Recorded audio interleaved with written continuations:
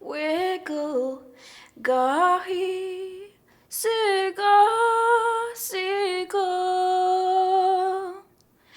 Ule yuri dandel udal, kisi suidawi. Now keskayop nigewe jimk. Never be quiet, Nikki will not be.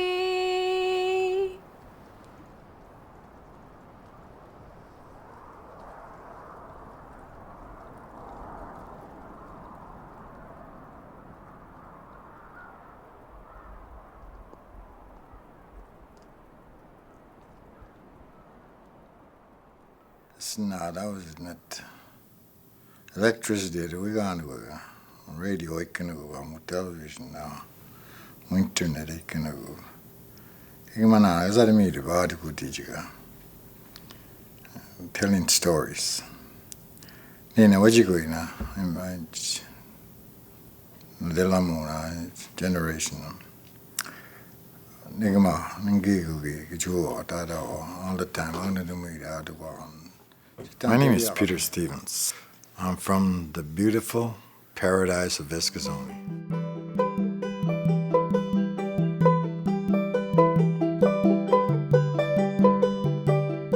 There's so many variations of the definition of Eskasoni. According to what I've learned from my mom and dad, is that we were traditionally fishermen. Obviously, we were coastal people, and we fished during the spring and the summertime off the coast of Nova Scotia or Cape Breton. And as a result, when the winters would come, most of our people would go inland in protection of the cold winds and the cold weather. Inland was slightly warmer by 10 degrees in this day and age. So Eskasoni, it was a very populous, well-vegetated land that has been used here since time immemorial. And once you see where it's located and the abundance of those trees, they used to call it Eskasoni. Now that could either mean the end of where all the trees, or it could be a plentiful amount of trees. It's how you interpret the question, how you interpret the response.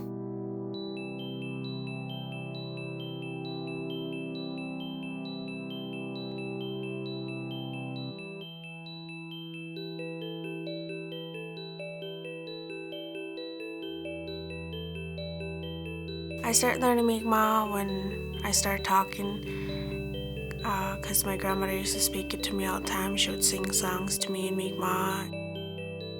My parents taught me how to speak Mi'kmaq. We were speaking Mi'kmaq at home. I was in the immersion program, and my grandparents always spoke it. Yeah, when I talk to elders, usually they speak in Mi'kmaq, so it's nice being able to connect with elders and stuff. I learned Mi'kmaq through the immersion program. I think it's important because some elders don't really know any English, and it's harder for them to try and speak English than it is for me to speak Mi'kmaq to them. Like my grandmother, I remember when we were younger, my brother got bitten by a bee, and she didn't know how to say bitten, so she was asking my brother, "Who eat you? Who eat you?" It's pretty funny. Kwe ni delwisirita akeganamwe ABMHS alnuiganamwe. The students graduating this year are one of our first group that went through the immersion program rather, and they're the first group that will be graduating that started that program. Boktam Kiakabnig Mi'kmaq Immersion Program 1998. Miriam Paulo Minuagib Nigum Hoji Swadmanin la Mi'kmaq immersion program Eganamwinin Nina Ida Johnson Denny. Ida Johnson Denny and I, we started the program and we went in with nothing. But we had the passion to keep our language alive, and we wanted our kids to, our students to learn in the language. I've been teaching Mi'kmaq immersion throughout my whole teaching career there at the elementary school. Nin Deluisi Noel Johnson, Nujuganamwe, Chief Alison Bernard Memorial High School. My father worked with the Union of Nova Scotia Indians, so he was really fluent in English. But my mother, I wasn't so sure. I thought she was illiterate in English. I thought she couldn't read or write. Until one time there was a phone call, it rang, was one of those old phones where you had two rings and one long ring. She answered it and she was speaking in English. And I was shocked. I had no idea that my mom knew how to speak English, because all throughout my childhood, it was just Mi'kmaq.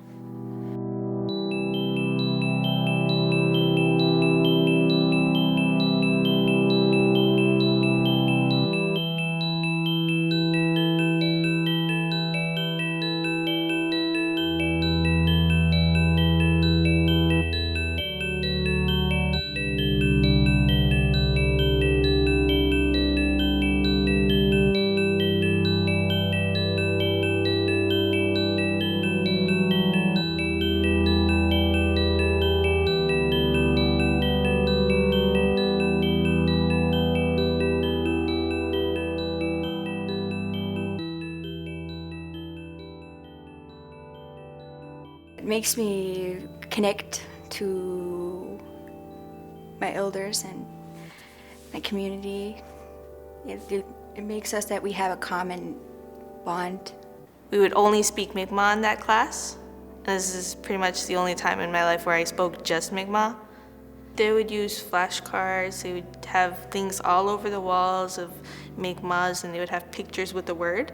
Just like spelling of words and how our letters sound different from the English alphabet and how we have fewer letters, just to get us, so we start off with knowing the words, how they sound, and how to say them. I like knowing how to speak Mi'kmaq and write Mi'kmaq, because I find it's cool and it's like me. It's who we are. It's not just a language to us, it means a lot more than that.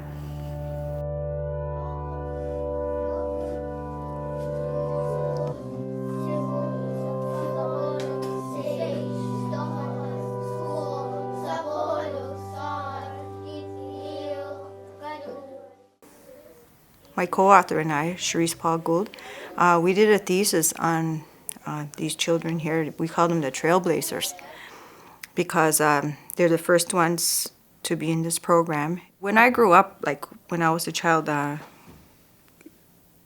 spoke the Mi'kmaq language. However, my friend, my co-author, she spoke English, but I tried to speak English and I tried to be fancy and stuff, and but you have this, I don't know where we get it from. I don't know if it's from the residential school, how we think and stuff, but you think that English is better. And, but I know now it's not.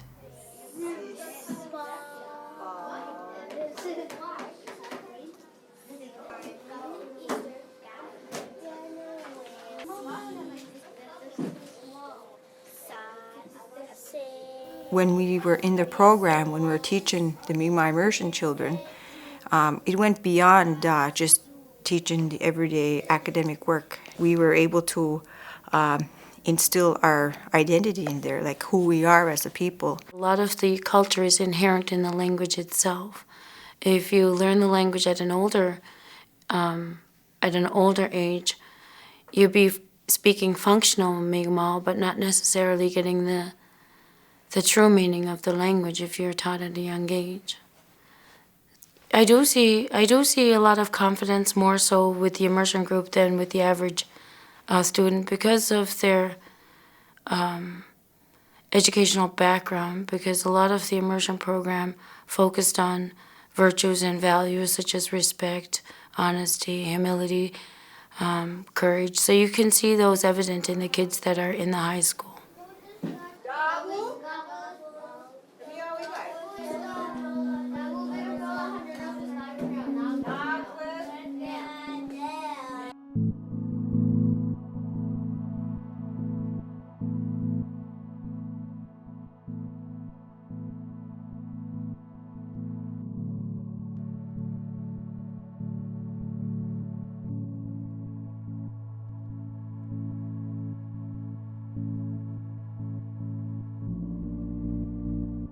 The diversity of the land itself is incredible.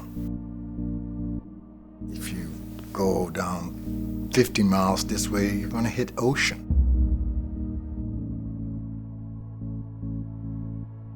A 100 yards from here, you'll hit a lake.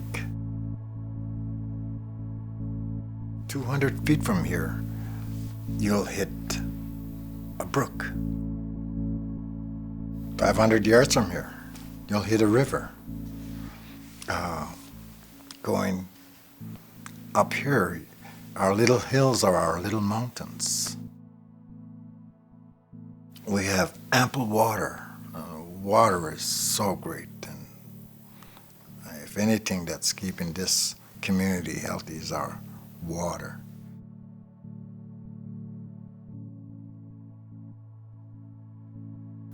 I love Eskasoni. I've been there my whole life, and I find it's like a place, it's like very welcoming.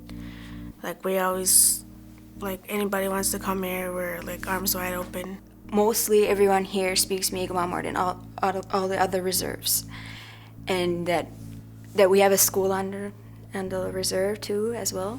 Well, Eskasoni is always, it's a big First Nations community, biggest from this side of Atlantic provinces. And at times people would say like every community is split and all that, but sure, there's differences in every community, every household, every family. But Eskasoni, I can guarantee you, when there's a person in need of something, Eskasoni gets together and they all support that individual. That's why I love Eskasoni. We're all communal. That'll never change. We all share our food, our provisions. We share our stories. We share our pain. We share our glory. We share our good times and we share the bad times. And that's what makes this community special. It's driven by people who have a passion for others.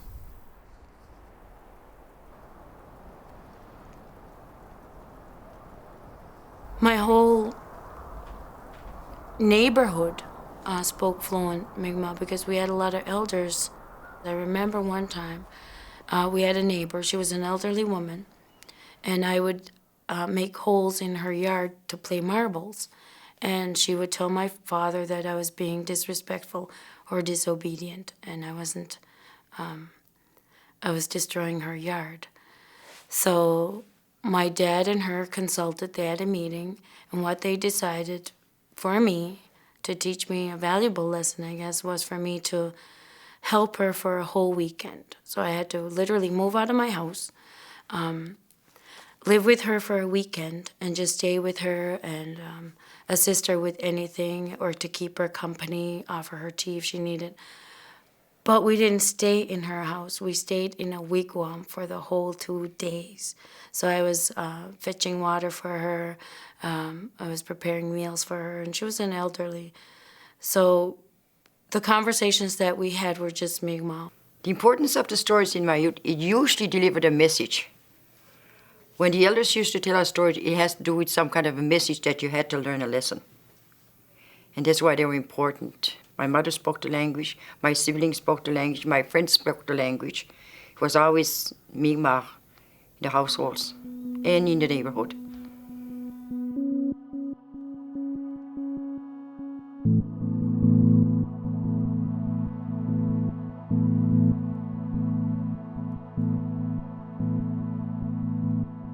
Del wida igna ni debel juega di, but del wisigumna sis morana wi miniru.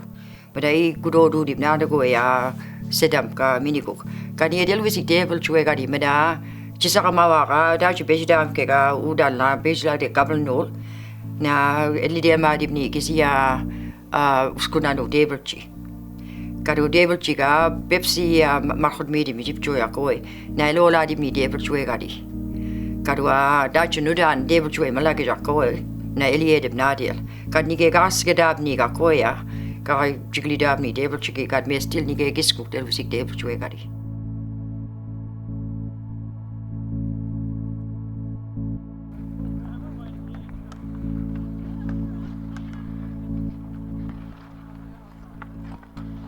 There was a fear at the time that they won't be able to learn the English language. They're going to have a difficult time in reading and stuff. Children, when they're very small, when you teach them, they're like a sponge. And when you teach them different languages, like, it all stays in their head, and there's nothing wrong with having more than one language. They've been learning reading and writing in Mi'kmaq throughout being in the immersion program, and then without being really instructed in the English language, like the language arts part of it,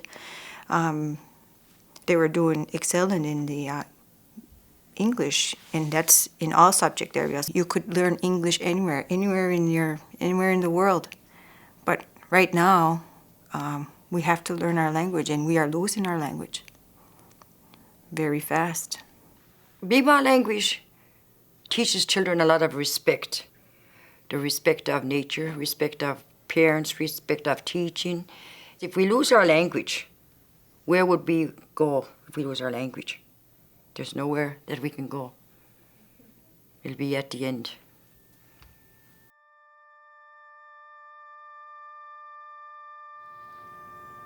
Something that's always there, once it's gone, you don't realize it, and then it's hard to imagine. Change is good, but sometimes change can be different. Different. Change could be scary.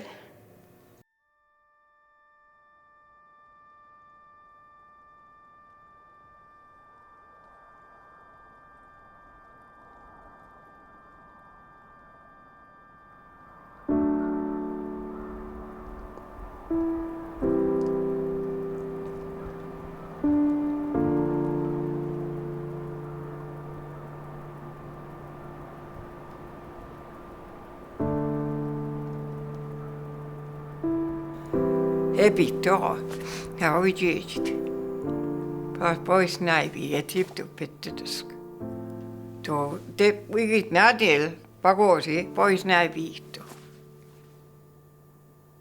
Tähtit pois näivi ete na hiitu. Kad man tuos kaasnala, no avuet jo. Heikka svampihtu. Näivät syysi mä aunaviina pagosi. Kyllä ne pitikät. My name is Susie Marshall, Eskasoni Reserve. I'm living from Eskasoni 82 years. Everybody came my house, I remember.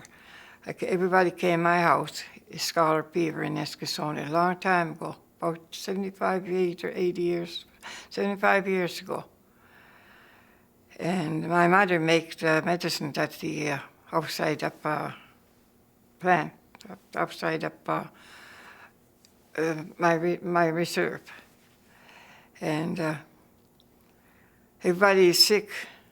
Some people died that time for the scarlet fever. My uncles, 2 uncles might died that time. 5-year-old that time. I went my mother with to cut into woods up to Abamwek City. And that's Pagosi up there. And make my mother medicine. I brought this big fire. Outside the fire up woods. Make a little fire for the boil this medicine. And everybody drinking that That's Bagosi medicine. And nobody's sick in the reserve. That's, he said, my mother, that's good medicine, everybody. That's Bagosi. Some people might say that we might lose our language, but the only way to stop us from losing our language is to actually start speaking it. I feel good about knowing. I love speaking it. It's fun to speak to it when I speak to my friends and when we're just having conversations, like just throwing words in there. Like there's some words I know that I can't even translate into English. They're just there. I'm pretty sure they're even slang to Mi'kmaq, but everybody knows them. Everybody knows what they mean, but they can't explain them. The only way for the future for us to keep on our language is to teach it to children, to teach it to kids. So when I babysit for my sisters, I try to speak Mi'kmaq as much as possible because you want to carry on a legacy. You tell the kids stories you heard when you were little, and then it'll be like nothing changed.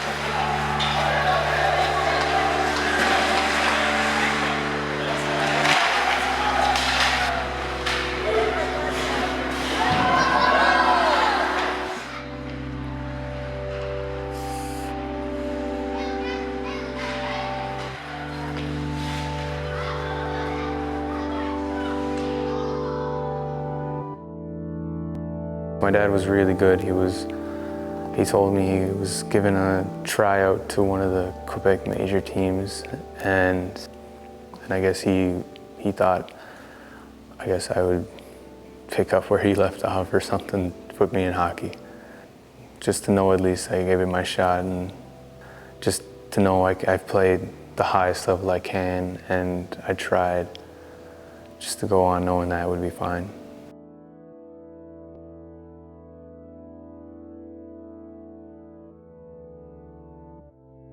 Right now, they're all registering to go into university, and some want to be lawyers, some want to be doctors and psychologists, and these are kids that came from our program. So, which makes me very proud, These students are really confident in themselves, confident in a good way, and it just makes you feel good to do what you're doing, and they validate, I feel, that the program has brought them to where they are today. I think it kind of marks whether or not the immersion program was a success. And I think there are markers, the golden markers, yes, that this was a successful program. And we do, a lot of these kids are really successful in the classroom. They're one of our most advanced students.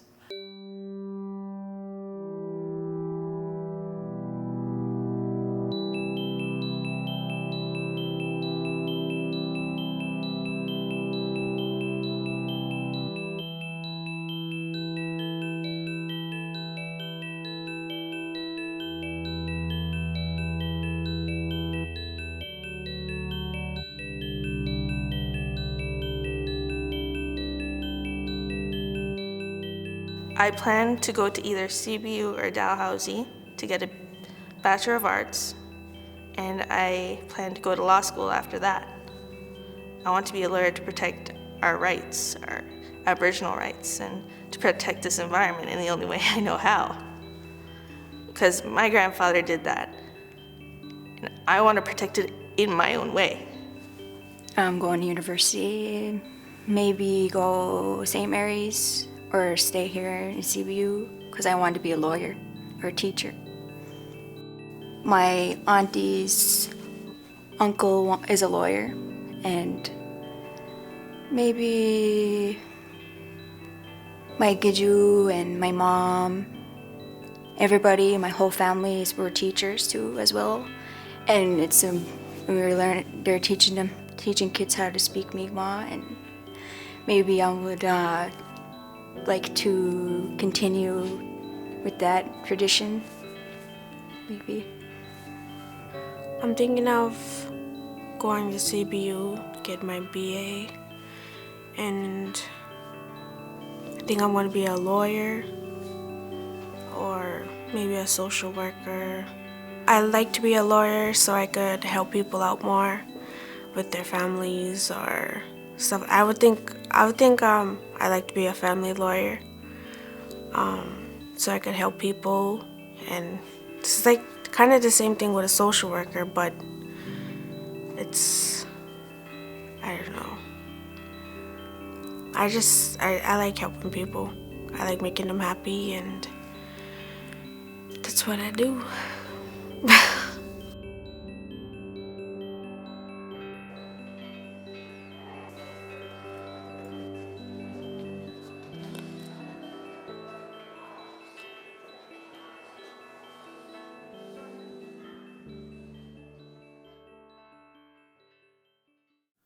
My hope for the Mi'kmaq language is that a lot more parents, a lot more older people, especially the elders now that are still with us today, can instill in our younger generation the value and the importance of speaking the Mi'kmaq language. If you have your language, you have your being, you have your history, you have your culture, you have your religion, you have your spirituality, you have your customs, your ceremonies. But more importantly, language plays a pivotal role in understanding not only of ourselves and not only the understanding of others, but more importantly, the understanding of the world around us. We need our own school, Mi'kmaq immersion school. When you go into town, there's French immersion schools. Whenever you go anywhere, they have their own immersion schools. But we are in a school right now where we're with other children, the regular academic program, where they speak English, like the majority of them. And if we had our own school, how great would that be? We've had this program for 14 years now. So it's due time.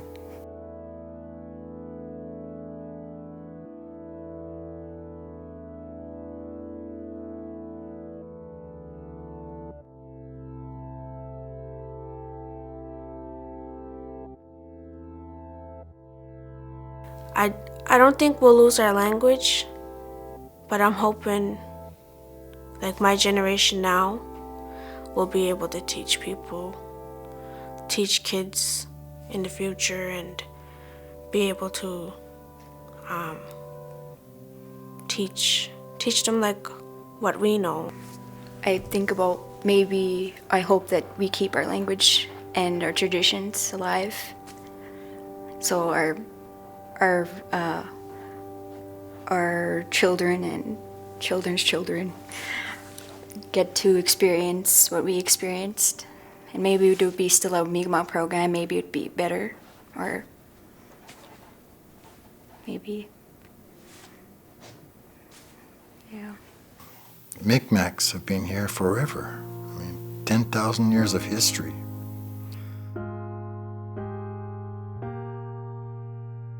And I hope that over the next 10,000 years we'll still have our culture, we'll still have our language. And you never know. We may be the next Star Trek.